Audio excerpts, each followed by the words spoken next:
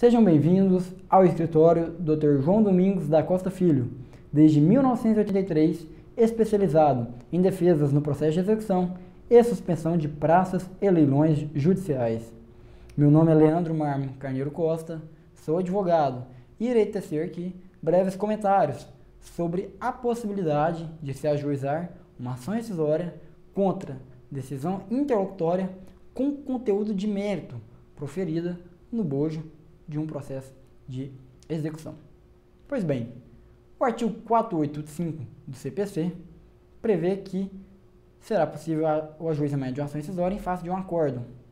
Todavia, a leitura que se faz desse dispositivo legal é que é possível o ajuizamento de uma ação rescisória em face também de uma sentença e de uma decisão interlocutória, desde que o conteúdo do referido provimento jurisdicional seja de mérito. Pois bem, ao se falar de processo de execução, conteúdo de mérito e rescindibilidade, temos de forma, digamos, pacífica na doutrina que os provimentos jurisdicionais, sentenças, que apreciam ações prejudiciais ao processo de execução, como embargos de execução, ações declaratórias de inexigibilidade da dívida, caso tenham sido apreciado o mérito, é cabível, de forma unânime, a propositura de uma ação rescisória.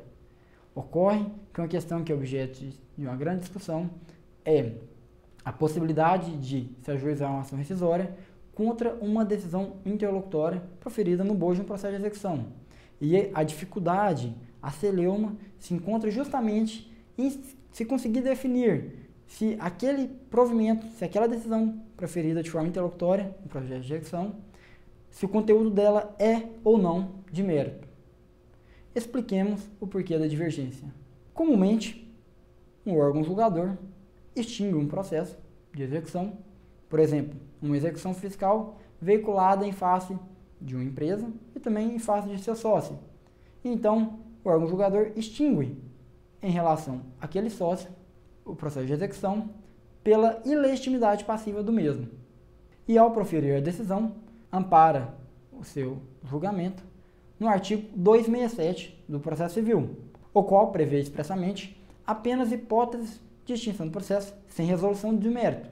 No entanto, o STJ decidiu que, muitas vezes, ao se apreciar, ainda que seja alguma daquelas hipóteses previstas no 267, como a ilegitimidade passiva, o órgão julgador, a COR, necessariamente incursou no direito material. Deste modo, houve a apreciação de uma questão de mérito, tornando-a passível de ser rescindida através do ajuizamento de uma ação rescisória. Eis que aquela decisão irá projetar efeitos extraprocessuais e que tornará indiscutível aquela questão. Estes eram brevíssimos comentários que gostaríamos de fazer sobre este assunto.